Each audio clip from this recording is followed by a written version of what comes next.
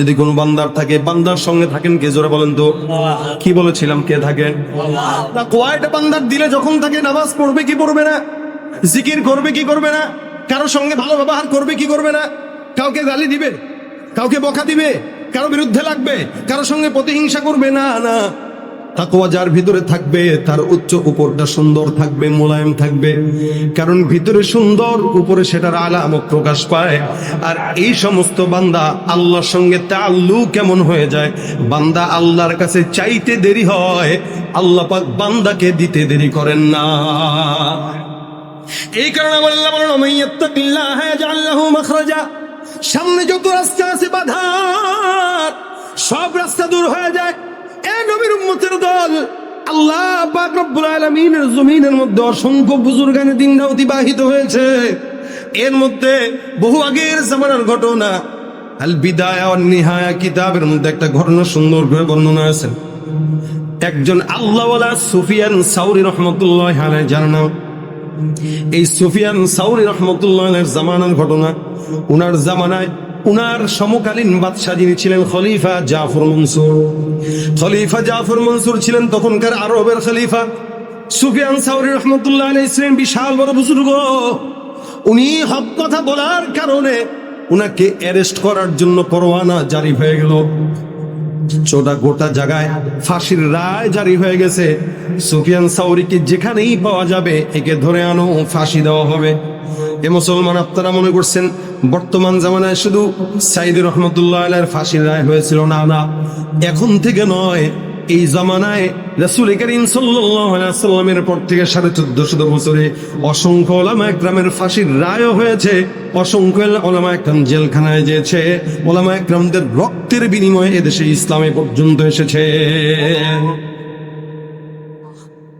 রক্ত ছাড়া ইসলামের আলো এই পর্যন্ত আসা সম্ভব ছিল না, আসবেও না, সম্ভব না। ভবিষ্যতেও যদি ইসলামী রাষ্ট্র কায়েম করতে হয়, আমি বলতে চাই এই কাউরা উপজেলার কাউরা এই গ্রামের অসংখ্য যুবকদের রক্ত এখনো প্রয়োজন আছে না নয়? সুতরাং ভাই মনে রাখেন, সুফিয়ান সাউরি রহমতুল্লাহ আলাইহির ফাঁসির রায় হয়ে গেল। খুব মজার ঘটনা, মনোযোগ দিয়ে শুনুন। কষ্ট হইতেছে আপনাদের? হ্যাঁ, কাদের কাদের কষ্ট হইতেছে হাত তুলেন। কারো কষ্ট হচ্ছে না তো? ইনশাআল্লাহ। সুফিয়ান সাউরি রহমতুল্লাহ আলাইহি আইন পাস করলো, কি হবে? কথা কয় না, কি হবে? কি হবে? সুফিয়ান সাউরি রহমতুল্লাহ আলাইহি কাবার হাতিমের মধ্যে বসা, ওখানে বসে বসে জিকির করতেছেন। পাশে একজন খাদেমের নাম হলো সুফিয়ান ইবনে উয়াইনা। দুইজন পীর মুরিদের নাম সমান, একজন সুফিয়ান সাউরি আর একজন সুফিয়ান ইবনে উয়াইনা। আইন পাস হয়ে গেল। আইন পাসটা কিসের? বলে ফাঁসির। চতুর্দিকে খবর ছড়ায় গেল, যেখানেই পাও ধরো। বর্তমান জামানা তো ইউটিউবের জামানা, তখন তো ইউটিউব ছিল না যে চেহারা দেখি ধরে ফেলবে। সামনে ঘুরতো কিন্তু আসামিনে পাইতো না। হোসাইন আহমদ মাদানির বেলা একবার কি হয়েছে জানেন? হোসাইন আহমদ মাদানি রহমতুল্লাহ আলাইহিকে একবার পুলিশ ধরতে আসছে ইংরেজরা। উনি মসজিদে বসে বসে জিকির করতেছিলেন। তো জিকির করতেছিলেন, এমন সময় পুলিশ এসে বলতেছে, হোসাইন আহমদ মাদানি কেডা? হোসাইন আহমদ মাদানি রহমতুল্লাহ আলাইহি নিজে দাঁড়ানো। ওনারা পুলিশটা মনে করছে এত বিশাল বড় লোক, ওনার পাগড়ি টাগড়ি থাকবে, বিশাল বড় লম্বা জুব্বা টুব্বা থাকবে। হোসাইন আহমদ কে? হোসাইন আহমদ মাদানি রহমতুল্লাহ আলাইহি তার জায়গা থেকে একটু সরে আসছে। আয়সা ডাক দেয়া কয়, স্যার একটু আগেই তো এই জায়গায় ছিল, এখন কোন জায়গায় আছি দেখেন, খুঁজে তালাশ করেন। কথা বোঝে নাই এরা? কথা বুঝছেননি না? বুঝেন নাই। দাঁড়ায় ছিল, খালি জায়গাটা পাল্টায় বলতেছে একটু আগে তো এই জায়গায় ছিল, এখন কই আছে খুঁজে দেখেন। এই হলো হুজুরগো বুদ্ধি। তো সুফিয়ান সাউরি রহমতুল্লাহ আলাইহিকে ধরার জন্য লোক পাঠাইছে। সুফিয়ান ইবনে উয়াইনা বলতেছে, হুজুর সংবাদ তো খারাপ, চতুর্দিকে লোক সমাগম হয়ে গেছে, আপনাকে ধরবে, তাড়াতাড়ি একটু পলায় যান। সুফিয়ান সাউরি রহমতুল্লাহ আলাইহি সুফিয়ান ইবনে উয়াইনার কণ্ঠে যখন শুনলো পলায় যাওয়ার জন্য, পলায়ন করার কথা শোনার পর উনি ডাক দিয়া বলে, সুফিয়ান, বলে কি ধরবে কে? বলে সরকার। কেন? বলে সত্য কথা বলেন। বলে সত্য কথা কার? কথা কয় না। জা আল হক ওয়া যাহাকাল বাতিল, হক যখন চলে আসে বাতিল কই যায়? কথা কয় না। বাংলাদেশের হকপন্থী ছাত্র সমাজ আমজনতা যখন দাঁড়ায় গেছে, বাতিল কই গেছে, ইন্ডিয়া বাতিল কই গেছে। হক যখন দাঁড়ায় গেছে, বাতিল আর দেশে আছে? কথা কয় না। হক যখন চলে আসবে, বাতিল পলায় যাবে। আমার আল্লাহ পাক রব্বুল আলামিন হকের পক্ষে, ইমানদার বান্দাও হকের পক্ষে, আল্লাহ হকের পক্ষে। সুফিয়ান রাহমাতুল্লাহ আলাইহি ডাক দিয়ে বলেন, হকটা কার? বলে আল্লাহর। আর যে আমার বিরুদ্ধে ফাঁসির রায় দিল সে বাতিল। বাতিল কার? বলে শয়তানের। বিজয় কার হবে? বলে আল্লাহর হবে। তাহলে আমি পলাইব কেন? যে জায়গাটায় বসা, এই জায়গাটার ঘরটা কার ঘর? বলে আল্লাহর ঘর। আমার আল্লাহ পাক কোরআনে বলেন, মান দাখালাহু কানা আমিনা। বান্দা যখন এখানে প্রবেশ করে দেয়, সম্পূর্ণ নিরাপত্তা দেয়। কে জোরে বলে? দুনিয়ার মধ্যে সবচাইতে একটা মাত্র ঘর, যে ঘরের মধ্যে ইমানদার যখন প্রবেশ করে, ওই বান্দা তখন নিরাপদ হয়ে যায়। এই জন্য মক্কার মধ্যে কাবার মধ্যে বান্দা যখন ঢুকে যায়, ইহুদি হইলেও নিরাপদ, খ্রিস্টান হইলেও নিরাপদ। কিন্তু ইহুদি খ্রিস্টান আল্লাহর ঘরের মধ্যে ঢুকতে পারে না। আল্লাহ পাক এটাকে শুধুমাত্র মুসলমানদের জন্য নির্দিষ্ট করে দিয়েছে। যেই মুসলমান যত বড় অন্যায়কারী হোক না কেন, বান্দা কাবার মধ্যে ঢুকবে, নিরাপত্তা দিবেন কে? সুফিয়ান সাওরি রাহমাতুল্লাহ আলাইহি এই জায়গায় বসা। সুফিয়ান ইবনে উয়াইনা ডাক দিয়ে বলতেছেন, হুজুর পলায় যান, আল্লাহর বান্দা আপনাকে ধরার জন্য আসতেছে। সুফিয়ান সাওরি লাফ দিয়ে দাঁড়া, আল্লাহর ঘরের গায়তুল্লাহ একটা জায়গা আছে, দরজা থেকে হাজরে আসওয়াদ পর্যন্ত, যেই জায়গাটার নাম বলতেছেন, হাদিস শরীফে পয়গম্বর বলেন, কোন ইমানদার বান্দা এখানে দাঁড়া যদি দোয়া করে, আল্লাহ, আমার আল্লাহ পাক বান্দার দোয়া করতে দেরি হয়, বান্দার দোয়া কবুল করতে দেরি করেন না। আল্লাহ পাক রব্বুল আলামিন বান্দার দোয়া কবুল করে। সুফিয়ান সাওরি দাঁড়া দাঁড়া ডাক দেয়া বলে, আল্লাহ, আমার নাকি বেঈমানরা ধরার জন্য আসতেছে মালিক। সুফিয়ান সাওরি রাহমাতুল্লাহ আলাইহি মুলতাজামের মধ্যে দাঁড়া দাঁড়া বলে, মালিক, এই জায়গায় আমি তোমার গোলাম, আমি হকের পক্ষে তোমার কথা বলার জন্য জামানার সরকার আমার বিরুদ্ধে ফাঁসির আইন জারি করলো। মালিক রে, আমি তোর কাছে সরাসরি বলতে চাই। সুফিয়ান সাওরি হাতটা দিয়া ডাক দেয়া বলে, আল্লাহ, আমার যে ফাঁসি দিতে আসতেছে সে কিন্তু ইসলামের বিপক্ষে ফাঁসি দেওয়ার জন্য আসতেছে। আমি মাওলা তোমার গোলামি করি, মক্কার হুদুদের মধ্যে যদি ওই বেঈমান ঢুকে, আজকের পর থেকে আমি বান্দার সঙ্গে তুমি আল্লাহর সম্পর্ক আর টিকবে না। সুবহানাল্লাহ, কত বড় কথা! চিন্তাও করতে পারতেছেন না আপনারা? একটা বান্দা তার মালিককে বলতেছে, আল্লাহ, ওই বেঈমান যদি হুদুদে হারামে ঢুকে তো আমার সঙ্গে তোমার সম্পর্ক শেষ হয়ে যাবে। কেন? আমি তোমার গোলামি করি, আর তোমার ঘরে এসে আমারে মেরে ধুয়ে চলে যাবে। এত বড় সাহস তুমি থাকতে যদি করতে পারে, তাহলে তো আগামীকাল আরেকজন আল্লাহওয়ালাকে মারার দুঃসাহস করবে। কথাটা কোন জায়গায় বলছে দেখেন। এত বড় কথা বলার মতো কলিজা লাগে মিয়া, কলিজা আমাদের নাই। সুফিয়ান সাওরি বলতেছে, আপনার সঙ্গে আমার সম্পর্ক শেষ। ওদিক দিয়ে সুফিয়ান ইবনে উয়াইনা ডাক দিয়া কয়, হুজুর কি কয় এগুলা রে? আল্লাহর সঙ্গে বলে সম্পর্ক শেষ করবে, পাগল নাকি? কয়, হুজুর কি ভুলভাল বলতেছেন? মালিক কি আপনার সঙ্গে সম্পর্ক রাখার জন্য পাগল হয়ে বসে রয়েছে নাকি? সুফিয়ান সাওরি কয়, হ্যাঁ, পাগলিত হয়ে রয়েছে, যার কারণে তো আমার বানাইছে। আচ্ছা বলেন তো, এই মানুষ সৃষ্টি হওয়ার আগে দুনিয়াতে কি ছিল জানেননি? জিন্নাত। কে ছিল? জিন্নাত ছিল। এর আগে কি ছিল? ফিরিস্তারা। এই ফিরিস্তারা আর জিন্নাতটা যে ছিল, এরপরেও মানুষ কেন আল্লাহ বানাইলেন? মানুষের কান্না আল্লাহর কাছে পছন্দ। সুবহানাল্লাহ কয় না? মানুষ আল্লাহকে ডাকে, এটা আল্লাহর পছন্দ। আল্লাহ মানুষকে ভালোবেসে বানাইছেন। সেখানে মানুষ বলতেছে, আল্লাহর খাস বান্দা ডাক দেয়া বলতেছে, আল্লাহ, ওই বেঈমান যদি ঢুকে তোমার সঙ্গে সম্পর্ক শেষ। কত বড় কথা! মুলতাজাম ধরে দাঁড়ায় দাঁড়ায় কয়, মালিক, একদিন, 2 দিন, 3 দিন যাই হোক না কেন, বেঈমান আসার আগে বেঈমানকে দূর করে দাও রাস্তা থেকে। 24টা ঘন্টা আমি আল্লাহ তোমার গোলামি করি, তুমি আমার মালিক, আমি তোমার গোলাম। আমি 24টা ঘন্টা তোমার জিকির আদায় করি, গোলামি করি। আল্লাহ, ওই বেঈমান আসার আগে তুমি দূর করে দাও। সুফিয়ান ইবনে উয়াইনা দেখে আর বলে, আরে কি পাগল হয়ে গেল! আল্লাহকে বলতেছে, আল্লাহকে থ্রেট দিতেছে। সুফিয়ান সাওরি ডাক দিয়া বলে, আমার আল্লাহর সঙ্গে আমার তাল্লুকটা এমন হয়ে গেছে যে আমি আমার মাওলাকে যা বলবো এখন মাওলা শুনতে বাধ্য। মনে রাখবেন, সন্তান যখন বাবার মহাব্বতের হয়ে যায়, বাবা তখন সন্তানের সন্তান কয় না, আব্বা কয়, ঠিক কিনা? সন্তানরা জন্ম দিলেন আপনি, কেন বাবা ডাকেন? বলে সন্তানের জন্ম দেওয়ার পরে বাবা ডাকার কারণ হইল সন্তানের সঙ্গে আমার তাল্লুকটা গভীর। সন্তান আমারে পাগল বানায় দিছে, যার কারণে এখন আমি আব্বা নাই, আমি তার সন্তান হয়ে গেছি। ঠিক তেমনই ভাবে কোনো ইমানদার বান্দা যখন আমার আল্লাহকে পাগল বানায় নেয়, আমার আল্লাহ কয় ওই বান্দা এখন আমার বান্দা না, এমন যেন হয়ে গেছে আমি নিজে আল্লাহ হয়ে তার গোলামে পরিণত হয়ে গেছি। বান্দা যা বলে আমি আল্লাহ তাই শোনা শুরু করে দেই। সুবহানাল্লাহ।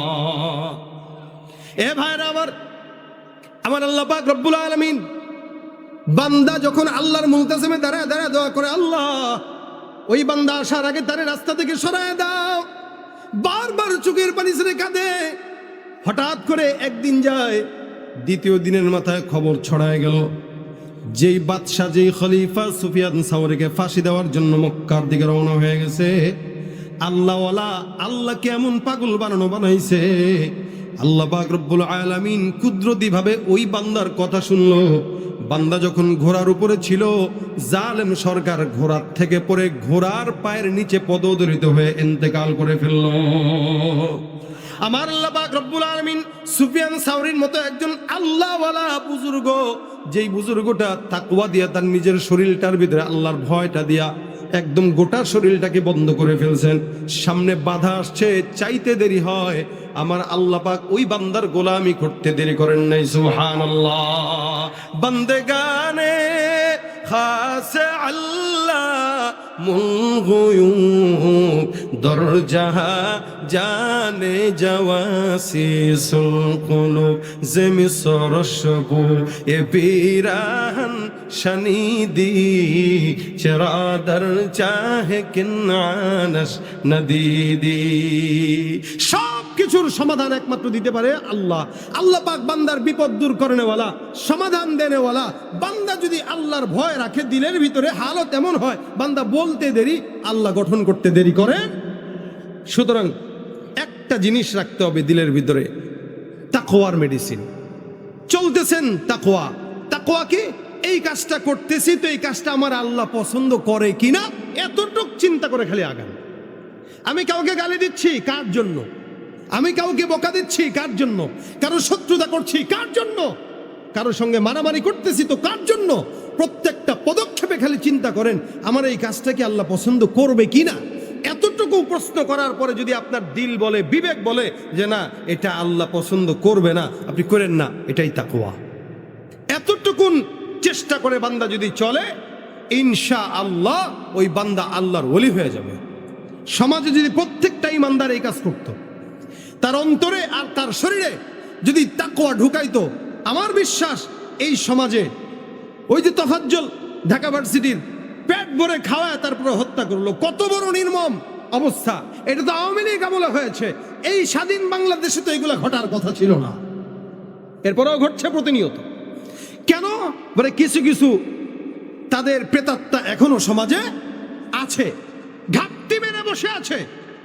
এদেরকে ধরে ধরে আল্লাহওয়ালাদের মজলিসে নিয়ে বসায় দেন, দেখেন এরপরও যদি না শুধরায়, তারপরে তো হাত আছে, আছে না?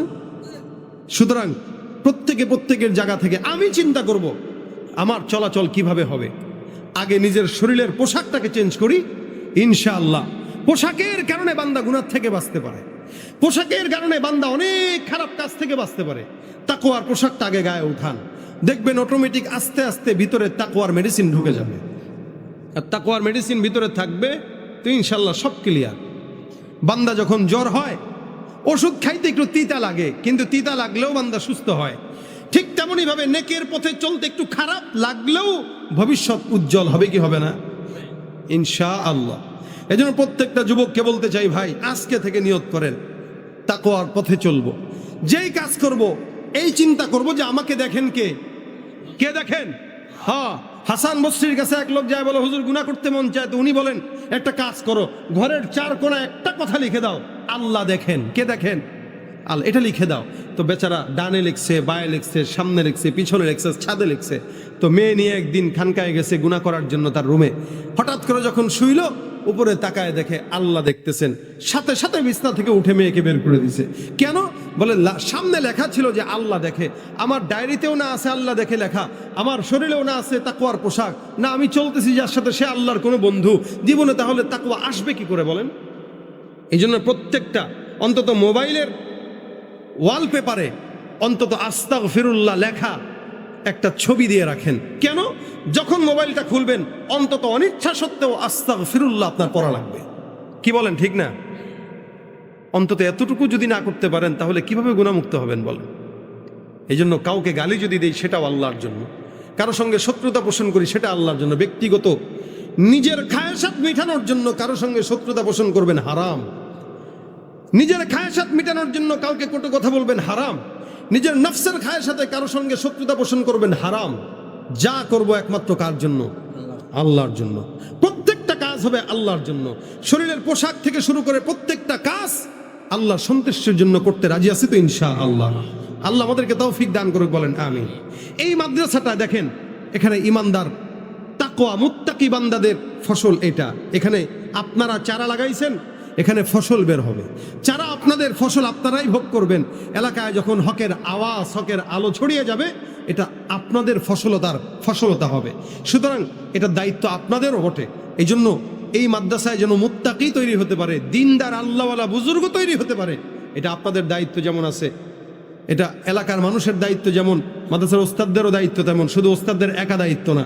এই জন্য আমি চাই শেষমেশ আপনারা কে আছেন একটু রুমাল যাবে, এবং সর্বশেষ আপনারা বলবেন যে আমি এই মাদ্রাসায় যারা, আজকেও আমি আমার ছাত্রদেরকে পড়ানোর সময় বলতেছিলাম যে বাবারা, নবী ছাড়া কোনো সাফায়াতকারী নাই, নবী ছাড়া কোনো সুপারিশকারীও নাই। আল্লাহ পাক রব্বুল আলামিন স্পষ্ট বলে দিয়েছেন সেদিন কারো সুপারিশ কবুল হবে না, কারো কিছু গ্রহণ করা, ইকবালু মিনহা শাফাআতু ওয়ালা ইউখাযু মিনহা আদল ওয়ালা হুম ইউনসারুন। যদিও আল্লাহ এটা বলেছেন, কিন্তু হাদিস রাসূল এটাও বলেছেন, একজন হাফেজে কোরআন জাহান্নামের 10 জন জাহান্নামীকে, যাদের উপরে জাহান্নাম ওয়াজিব ছিল, এদেরকে সুপারিশ করে জান্নাতে নিয়ে যাবে। এটা হাদিস শরীফে রাসূল দিয়েছেন। শুধুমাত্র হাফেজ না, হাফেজদের পাশাপাশি আলেম, শহীদরা এবং বড় বড় আল্লাহওয়ালা বুজুর্গরাও অনেক মানুষকে সুপারিশ করতে পারবে। এটা আল্লাহ পাক আলাদা উম্মতে মুহাম্মাদিকে একটা পাওয়ার দিয়ে দিয়েছেন। তা আপনি এরকম একটা লোক হন, যেই লোকের জন্য এলাকার একটা হাফেজে কোরআন আপনার জন্য আল্লাহর কাছে সুপারিশ করবে যে আপনি তার সঙ্গে জান্নাতে চলে যেতে পারবেন। আপনার একটা সহযোগিতা তার সুপারিশ হয়ে যেতেও পারে। তা সুতরাং এরকম কেউ যদি থাকেন, শেষমেশ এই মুত্তাকিরা এই জায়গায় তৈরি হয়, আমরা একটু এই জায়গাটায় 1000 2000 শেষমেশ দান করব, শেষ ভালো যার সব ভালো তার, এরকম কেউ থাকলে একটু হাতটা উঠান। আর ব্যাগ যদি না যাওয়া হয় একটু